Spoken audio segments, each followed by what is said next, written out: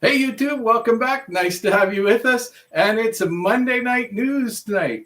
And what's in the news today? Well, housing market will cause a lot of misery and ruin. And a Canadian car that can mine cryptocurrency. How would you like to have a car that can do that? Oh, it'd be kind of cool. Not your key, not your coin. Quadriga missing millions. And Canadian inflation. Yeah, we've talked a lot about U.S. inflation. Now Canada's talking about it. And Russian banks outlaw crypto. Ooh, big news. And what about this one? Beer is now cheaper than gas. So drink, don't drive. Oh, wait, did I get that backwards? A little bit. Beer is cheaper than gas. Jeremy Grantham predicts the U.S. super bubble will pop, wiping out $35 trillion in stocks and housing. Bitcoin hits the lowest level since September as investors look to mitigate risk. So, important news about finance, crypto, and stocks that affect our everyday, day-to-day interactions with finance. Being in the know is what makes a difference because the entire world business is a numbers game. So we need to learn that game and play it better than everyone else. Welcome, everybody. Thanks to our subscribers who have joined us again. We appreciate you. And if you could like and share, hit that bell. If you hit the bell, you'll know when we release a new video. You'll get a thing. And leave us a comment. We'd like to know. We're going to talk about some pretty cool stuff today. What's going on in the Canadian economy, et cetera, and around the world. Hey, it's Brad. And I'm Rachel. It's Brad's Bread and Butter News Report because you don't know what you don't know. As you already know, every Monday at 7 p.m. during our live stream news show, you can receive $25 through the Wealthsimple Cash app. When you subscribe, like, and comment before the 30-minute mark of the video, because at the 30-minute mark, I will randomly select one person who's commented in the live stream show, and you will receive $25 through Wealthsimple Cash app. So every Monday night between 7 and 7:30, it's your time to subscribe and leave a comment because you get a chance to win $25, free money. So make sure you downloaded the Wealthsimple Cash app from the link in the description below of our video. And not only that, you'll receive $10 free from Wealthsimple as well. And that can be withdrawn to your bank after 3 business days of opening the account. So there you go. Free money. Free money. Right. Informing that a frenzy of real estate investments combined with the impossibly high levels of household debt could destabilize the economy as rates start to rise. The central bank's deputy governor, Paul Beaudry, suggested that a reckoning is fast approaching because the Bank of Canada now plans to increase interest rates. Beaudry warns Canadians a key concern here is that financially stretched households will have little breathing room to absorb any disruption to their income. A job loss could force many drastically to cut their spending and to keep servicing their debt. In the last COVID. Yes. Nobody's working. Yes. Government's handing out money. Yes. Inflation. Yes. And now interest rates are going up. Oh boy. Here we go. Hang on to your hat. But we kind of saw this coming with here, take money. Free money. Someone's got to pay that back eventually. Here we go. We got to pay the piper now. Yeah. So in the last 2 decades, home prices have gone up 375% in Canada, especially in Toronto and Vancouver, where prices have swelled 450% in Toronto and 490% in Vancouver. So, as you guys already know, every Monday at 7 p.m. during our live stream show, you can receive $25 through the Wealthsimple Cash app. When you subscribe, like, and comment before the 30-minute mark of this video, we will randomly select one comment per live stream show. This person will receive $25 with the Wealthsimple Cash app. So don't forget to use the description in the link below, and you will also actually get $10 free from the Wealthsimple Cash app themselves, which means that you could have $35 today for free. And the $10 can be withdrawn after 3 days within the app. All right, so here comes the story about a Canadian vehicle manufacturer that is creating an electric car that will also mine cryptocurrency when it's not in use. I thought I'd throw that out there. Okay, so no distracted driving charges. You can't be driving and collecting money at the same time. So Daymark, a Canadian vehicle manufacturer, announced the creation of Spiritus. It's a three-wheeled car powered by electricity. The company states that the car can mine cryptocurrency in its downtime: Bitcoin, Ethereum, Cardano, or Dogecoin. The car will have solar panels and can allow the car to be charged naturally. Spiritus can drive 480 kilometers on a full charge. The Spiritus will come in two different styles: the Spiritus Deluxe with a retail price of $22,995 and the Spiritus Ultima with a retail price of $149,000. So extremely affordable then. Yeah, I'm like maybe $22,900, but Yeah. for $149,000, that car better go 0 to 60 in like 2 seconds and have a lot of toys. Well, not only that, but you would hope that the mining quality is good as well. For would be better on that one than the other one. But like even better on the car versus a rig or something like that. Because now it's hard to get cards to mine anyway, right? Mm-hmm. They're almost impossible to get. So yeah, but I mean, even my miner I bought for $15,000. Yeah, it's almost a car. Yeah. So both vehicles are advertising a crypto wallet and a crypto currency capability, with no other competitors offering this form of technology.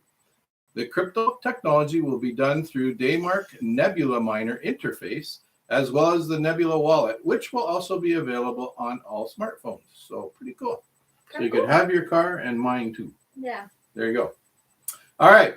Not your key, not your coin. Have you heard us talk about that before? I've heard you talk about it, but it's so remember, we tell people, make sure you get your crypto on a hard currency wallet, and here's why. So, not your key, not your coin. Gerald Cotton, the CEO of Quadriga, died suddenly in 2018, and sadly, he took the key of the crypto wallet worth $250 million of his company's crypto assets to his grave. So nobody knows what he did with the key. All right. So more than 3 years after his death at Quadriga, CEO Gerald Cotton, and the revelation that the company was a massive cryptocurrency scam. His widow, Jennifer Robertson, is now ready to tell her side of the story. Because she didn't get half. Yeah, probably. The widow of the man behind what was once Canada's largest cryptocurrency exchange is finally sharing her side of the story after his sudden death 3 years ago. Gerald Cotton was just 30 years old when he died in India in December of 2018. When he was on his honeymoon, he took his grave to the passport, and that locked $250 million in other people's assets in his exchange, Quadriga CX. So are we sure he's dead? Oh, you are a conspiratist, are you? Well, that's really sketchy. Yes. That's a really sketchy story. And we'll so talk about that automatically, in a minute, I think you gotta have a hard currency wallet or a cold wallet, as we talk about it. Okay. Yes. So a hard wallet. So, and this is why, folks, because that saying is so important. If you don't own the key, you don't own the coin. Okay. And I know a lot of people, it's so tempting to leave your money on a platform, which if you're doing certain things, that's okay. But don't leave your whole nest egg there. Your coin. All right. So the 3 red flags, you are absolutely right. The speculation that Cotton may have faked his own death. Number one, his wife Robertson waited 1 month before she notified the investors about his death. So a little suspicious there.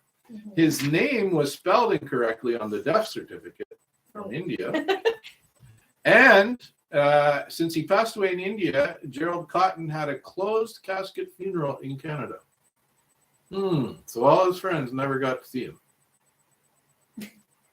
Stuffed with the mannequin.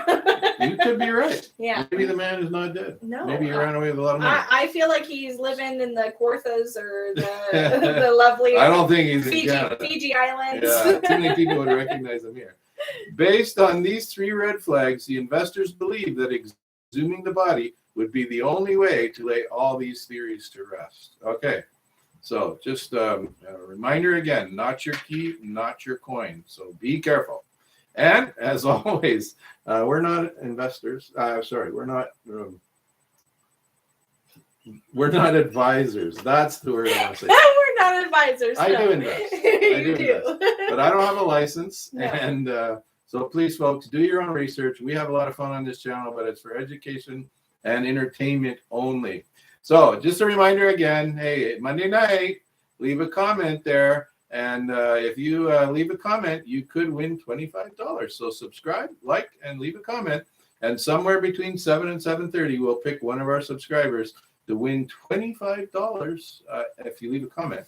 Hello, Craig Skinner. Yeah, nice Welcome. to have you with us, Thank Craig. you. Yeah, good to have you with us again tonight. So, yeah, news about what's going on.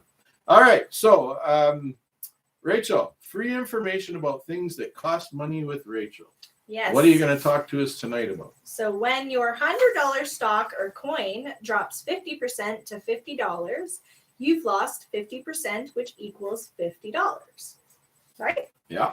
Now, how much do you need to gain to get back to that $100? To get back to $100, you have to gain $50, which is 100% gain in that stock. Okay, now wait a minute. You're saying I lost 50%, but to get it back, I need 100%? Yes. Your math is wonky, girl. It's not wonky, but now you know it's faster to drop, but slower and harder to climb. Oh, okay.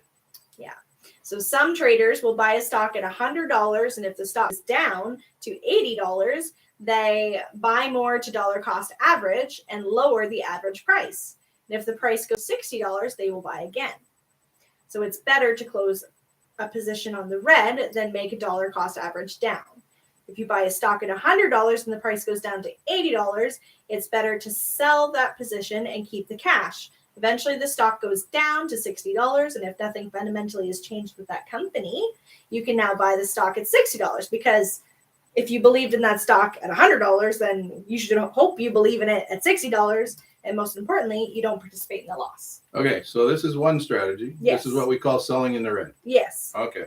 Okay, next strategy, buy, sell, and regret that you don't make more money because you sold too early. Do your research, find a stock, buy that stock, and sell that stock when it satisfies you. But don't buy it again if the price continues to grow, because you don't participate in the entire growth. You risk to participate in the entire loss. So more importantly, even if the stock continues to grow after you sell, you've made your profit, and more important than all, now you have your cash. Go looking for another position where you can make another profit. If you buy a car today, would you sell that car in a week at a 30% discount? Don't sell in the red. No. So this one is where we we sell, and we don't get greedy. So even though the price keeps going up, we already agreed we're going to sell here, sold here, take our winnings, and take your cash. Well, because there's always the chance that, it's up, and then So this is the opposite of the first strategy. Yes. So we are telling people different strategies here, but these two are completely opposite. Okay. Trading hands is the process which facilitates the movement of money from new traders to the more experienced traders. So how does that process work? Usually the new traders will buy a coin at a certain price, and when the market experiences a correction, the price drops under the price where the new investor bought, and the unexperienced investor, who is not familiar with market fluctuations, may sell to recoup some of the money. The experienced investor is ready with his money, waiting for the new investors to sell, and he will come and buy at a discounted price. So the experienced investor waited for the opportunity for the price to grow, and when the price is high, he'll sell again to another new investor. We ask again, if you buy a car today, would you then sell that car in a week at a 30% discount? No. Don't do it. Some traders look at technical analysis while others look at fundamental analysis.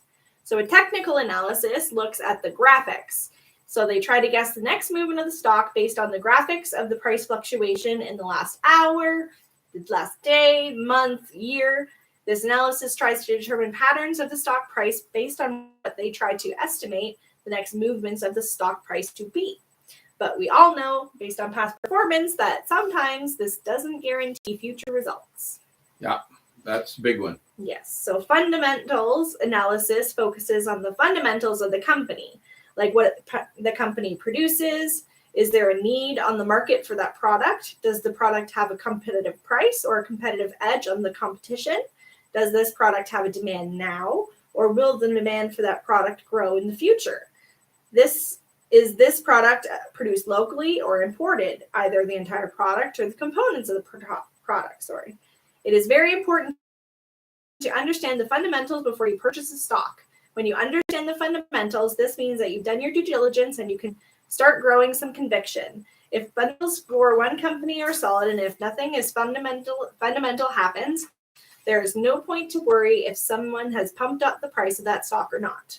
So again, in this video, we've presented you a few scenarios that contradict each other, but these are just examples of different scenarios that you could encounter within the trading community. But do your own research. You will determine the best action for your portfolio, as you always know. I am not a financial advisor. Brad is not a financial advisor. This video is for entertainment purposes only. All right. Well, let's have a look at the galloping Canadian inflation going on right now. So this is only this far, so far this year. Just this year. The numbers I'm going to tell you, only this year so far. Eggs are up 3.9%. Milk is up 4.8%. Chicken is up 6.2%. Produce is up 8.4%. Beef is up 11.9%. Diesel fuel is up 12.6%.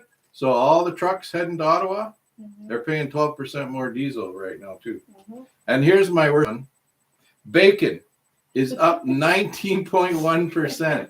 See, I don't even buy bacon anymore. Really? Do you want to know my trick? Yeah. So I've convinced my daughter that bologna is bacon because you just put it in the pan, crisp it up on both sides, and it's bacon. Bacon. Yeah. It's bacon. I love my bacon, so I'm going to have to pay a lot more for mine. Natural gas is up 19.6%. Automobile gas soared by 33.3% already, and single detached houses are up 34.7%. So there's no justification for these prices, but your income, has it grown that much? Definitely not. Yeah. So to be able to cover these prices, you need to increase your income by 20% in 2022. Most businesses will maybe give you a... Yep. So to keep the same standard of living you had in 2019, it will cost you $450 a month more, which is $5,400 per year. I believe that because I can feel that when I'm trying to do my monthly budgeting where I'm like, you know, I used to be able to budget, you know, $50 a week for a family of two for the week of food, and now it's maybe $100. Yeah. I go into my grocery store, it's almost minimum $200 for a meal. Oh, for sure. I can't get anything under $100 anymore. Yeah. Unless I'm just going in for a loaf of bread. All right, here we go again. The Bank of Russia seeks to outlaw mining and trading of crypto. The Central Bank of Russia, which is the third largest crypto mining nation in the world now, proposed a blanket ban on the use and creation of all cryptocurrencies domestically. So, as you know, you've been following our stories. First, China banned it. Then they had the problem in Kazakhstan, and a lot of people moved over there. A lot of people went to Russia. Now Russia was the third largest, and now if they ban it, you got to go somewhere else to mine. So this is why I'm two things. I'm sad because a lot of these people are banning it instead of trying to figure it out and regulate it. Yeah. But the good side for me is even with all these countries banning it, the price of crypto, it's down, but it's not like off the top. Yeah. So this is why I think it's so cool, because even with all the big countries doing this stuff, unfortunately the U.S. hasn't. They're going to regulate it, and same with Canada. But, you know, it's just showing you that cryptocurrency is hanging on there, and it's in the mainstream now. Yeah. So that's the good side of that. All right. Investors are dumping riskier assets, and Bitcoin is falling as a result. Last week, Bitcoin declined by up to 18% to $35,400 US. This marked the cryptocurrency's lowest level since September, after hitting a peak high of $69,000 US. So fueling the digital coins decline is investors shift away from growth stocks and riskier assets to value plays and cyclicals. That's because with rising interest rates, and inflationary pressure, many people are split over Bitcoin's place as a potential hedge against economic uncertainty. So even so, we've seen these types of declines before from cryptocurrency. So I've said that a lot. It's volatile, but overall the price is still heading up. Same with the stock market, right? So while it may be lower than its November high, broader market tailwinds remain for the digital coin, suggesting that it will likely recover moving forward.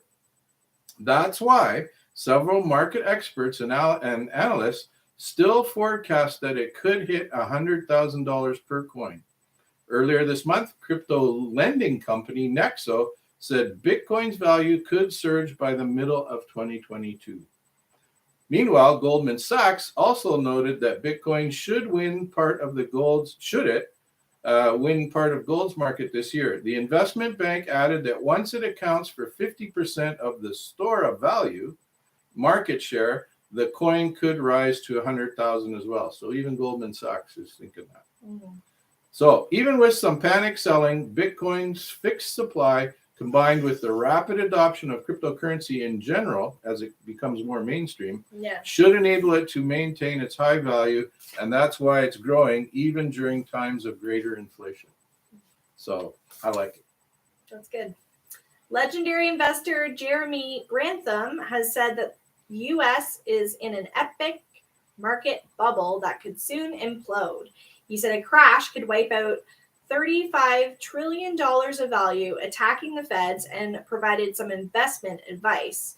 Grantham said Thursday that the U.S. is experiencing a super bubble in stocks, housing, and commodities, and predicted that it would all soon come crashing down. The founder of the GMO investments firm said a new note that $35 trillion of wealth could easily be wiped out in the U.S. alone in a long and drawn-out process, and he slammed the feds and gave some investing advice. Here are the 11 best quotes from his latest note. So these are 11 nuggets of wisdom.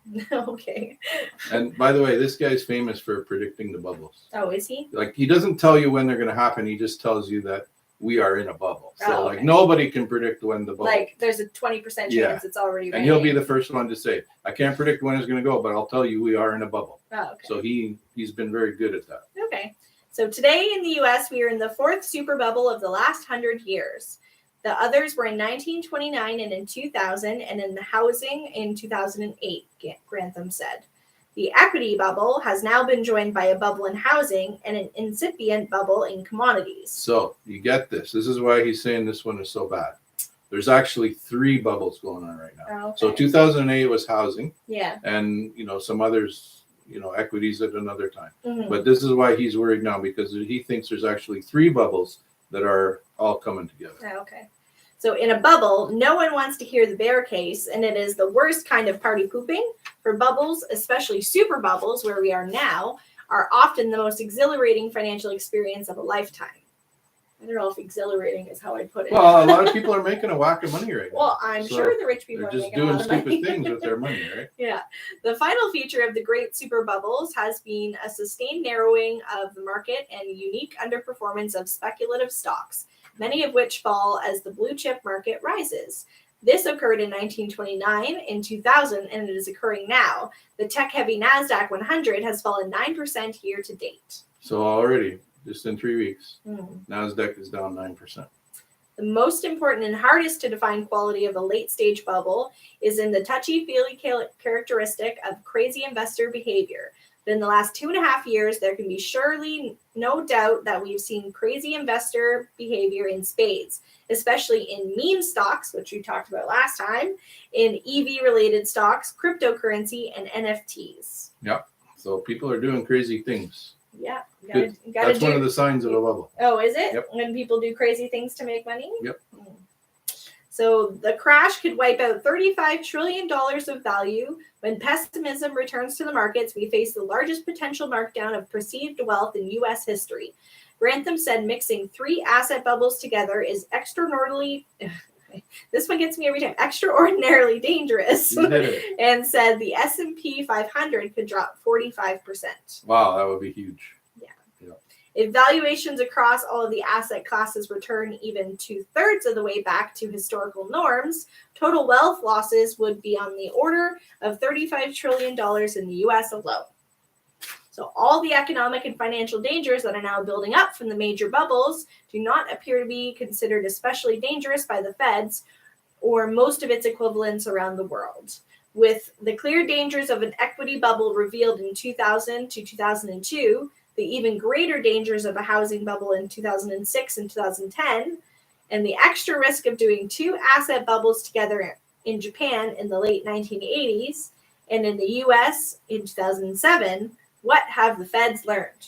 Absolutely nothing. This is the part that kills me. You would think that the guys that are charged with running our world economies could see this coming.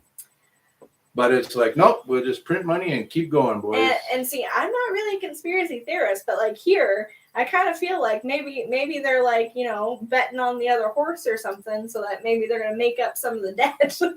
Well, yeah, it baffles my mind that we can't see it coming. Avoid U.S. equities and emphasize the value stocks of emerging markets and several cheaper developed countries, most notably Japan. Speaking personally, I also like some cash for flexibility, but resources for inflation protection, as well as little gold and silver. So that's his point number 10. So we're through point number 10 already. Yes. So cryptocurrencies leave me increasingly feeling like a boy watching the naked emperor passing in procession. So many significant people and institutions are admiring his incredible coat, which is so technically complicated and superior that normal people just can't simply comprehend it and must take it on trust. He says, I would not. Yeah. So, yeah, Grantham is, he's famous for, as I say, predicting not the bubbles, but saying, he's protected money for his investors. And I forget how many billions of dollars he has under his investments. Yeah. Yeah, he's a guy from England. Okay. And he's pretty famous for saying, here comes the bubble, watch out. And then moves his people into the proper stuff. So good guy to watch what he's saying. All right, here's some fun now. So, we talk about a lot of bad stuff sometimes, depressing news. So here we go with some funny stuff, okay? So here are some comments made in the year 1957, only 65 years ago. So, yeah, you weren't around. No. Guess what? I wasn't even around. Oh, lovely. I was born in 61, so this is even before me. Okay. So my dad might remember this, all right? So here we go, some funny things. Here's number 1. I'll tell you one thing. If things keep going the way they are, it's going to be impossible to buy a week's grocery for $20. As we already discussed, it's definitely not $20. So you could back then you could buy your groceries for less than $20 a month. Yeah. A week, $20 a week. Yeah. I'm afraid to send my kids to the movie anymore. Ever since they let Clark Gable get away with saying "damn" in Gone with the Wind, it seems every new movie now has either hell or damn in it. Yeah, those would be PG-16 movies now. Yeah, not even. That's G-rated. The violence and the words coming out of some of these, crazy. Have you seen the new cars coming out next year? It won't be long before $5,000 will only buy you a used car. Well, if you buy a used car now for $5,000, it's guaranteed to be over 10 years old. I'll tell you that. Yes, you're for sure. I bought my first car, which was a 1988 Mustang. And I paid $1,000 for it. There you go. Mm-hmm. Yeah, I couldn't even afford my first car. My mom and dad helped me. Well, I paid half. Actually, it's because I threatened to buy a motorcycle. My dad said, no way. I'll buy my mom a car and you can share it. Yeah, that's one way to do it.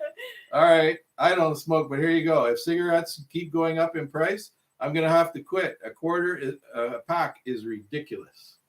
So a quarter of a pack, 25 cents for a pack of cigarettes back then. It's definitely not that now. It's like 30. I think it's over 35 bucks or something for a pack of cigarettes. That's one habit I don't have. No. Did you hear the post office is thinking about charging a dime just to mail a letter? I personally have never actually mailed a letter. Yeah, we don't do it. I did mail one the other day, but the trouble is now they don't even have the price on the stamp. So they just keep producing the same stamp and then it has a price. Oh. Which I think now it's over $1 something. to send a letter. I think it's couldn't over tell- $1.30. I couldn't tell you how I'm much pretty a stamp cost. Yeah, $1.30 now. And I better not say that. I was going to say it's not even guaranteed to get there anymore. All right. If they raise the minimum wage to $1, nobody will be able to hire outside help at the store. Boy, we just heard that. Yeah. Just raise the minimum wage to what? 15 something dollars? 15 Yeah. now, yeah. So imagine back then, $1 an hour. Wow. I wish those days were back. Well, that's why stuff cost a nickel. Yeah. When I first started driving, who would have thought gas would someday cost 29 cents a gallon? Guess we'd better get off leaving the car in the garage. We'd be better off. Oh, we'd be better. Yeah. Because the horse and buggy gets us there faster. That's right. 29 cents a gallon. Wow. Yeah. We pay $1.29, $1.44 for a liter. So I'm young. Okay, so I'm young.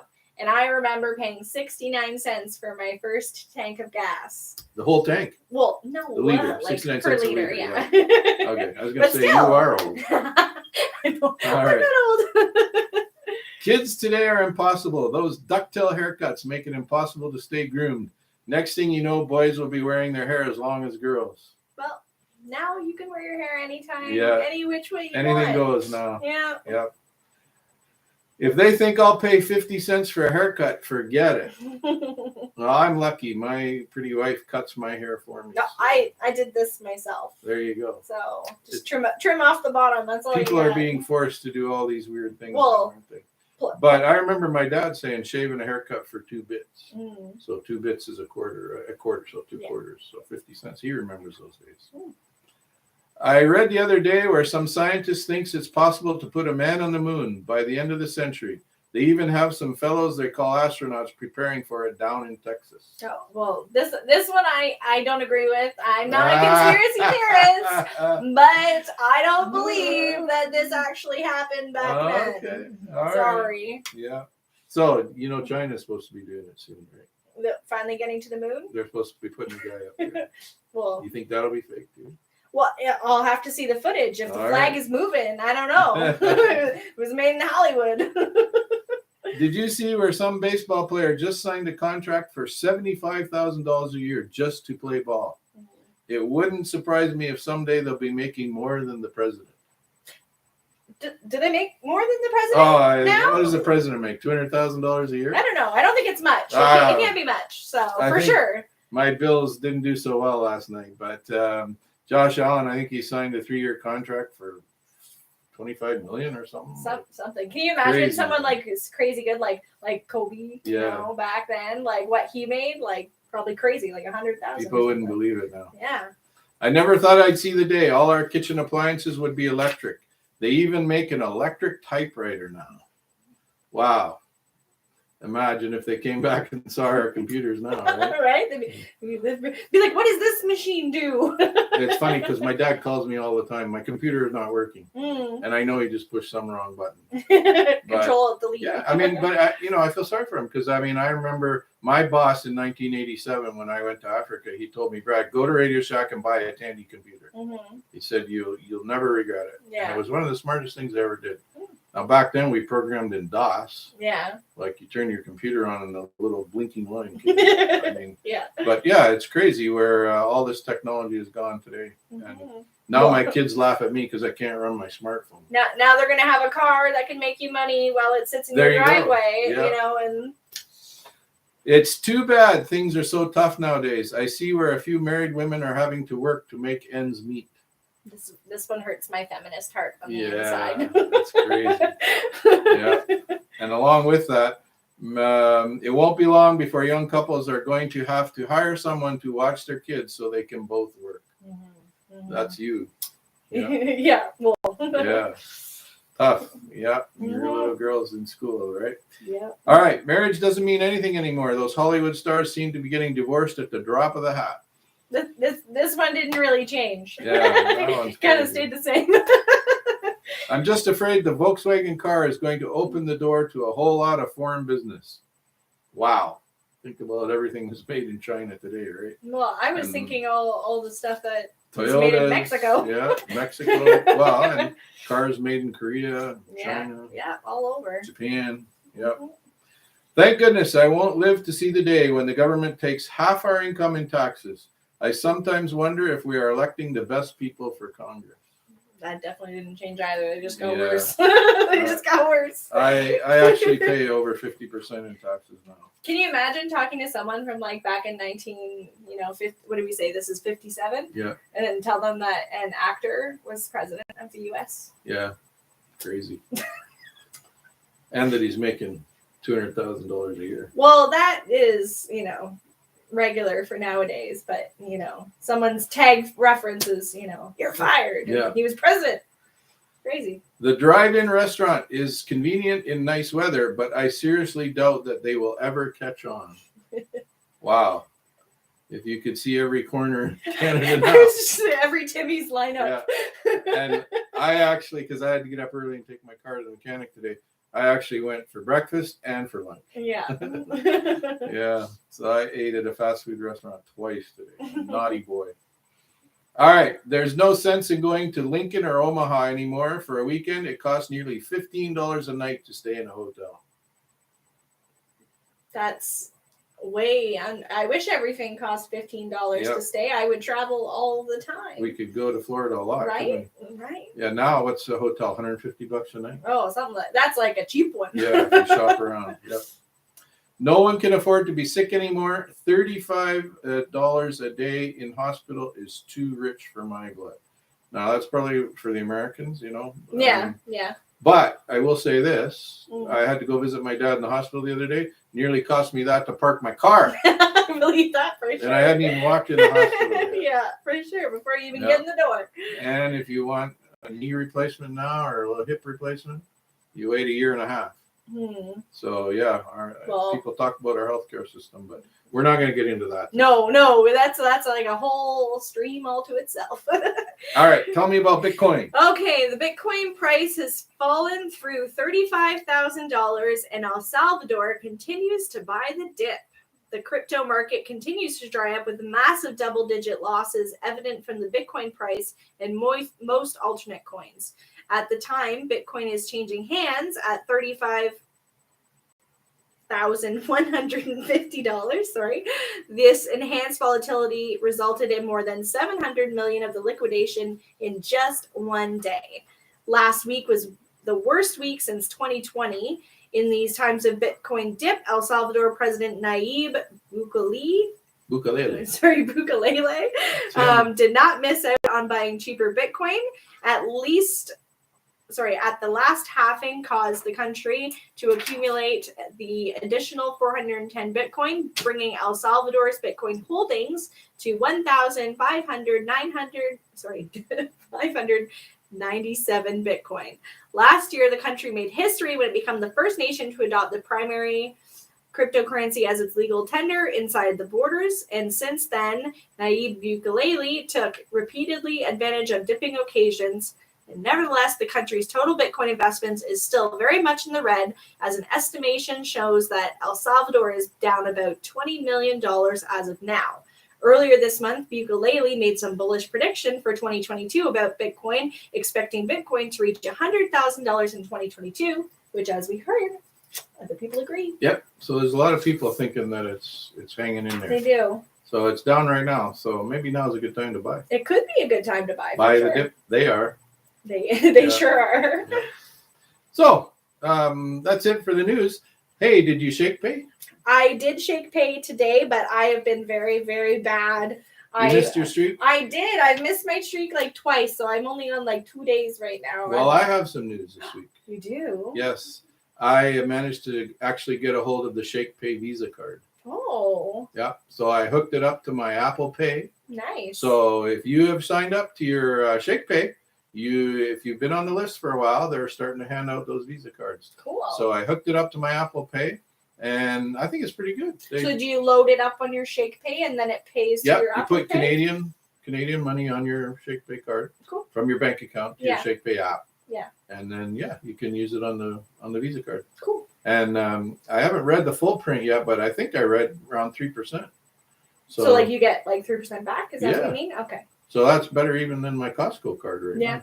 Yeah. So we'll see. I don't know how long that promotion will last. For But sure. right now, I'm using my Shake Pay and my Apple Touch. Awesome. That's great news. So there you go. Great Shake Pay's paying out. Yeah. So more ways than one. Good Mhm. way to get some money back. For sure. All right. Well, that's it, YouTube. Thanks for being with us again today. We appreciate all of you. And as always, use the links in the description below. We talk a lot about, if you want more stuff about finance, down in the description below, there's some books in there that you can go to Amazon and we will, if you use our link, you can find them there. There's some good books. We talk about all that good stuff. And there's the links for Wealthsimple Cash app. There's lots of good links down there and stuff below that we recommend for you. But as always, don't forget, we're not financial advisors. This is just for fun and for entertainment. But thanks, YouTube. Keep it in the green, and we'll see you again. Thanks a lot. Bye-bye. Bye.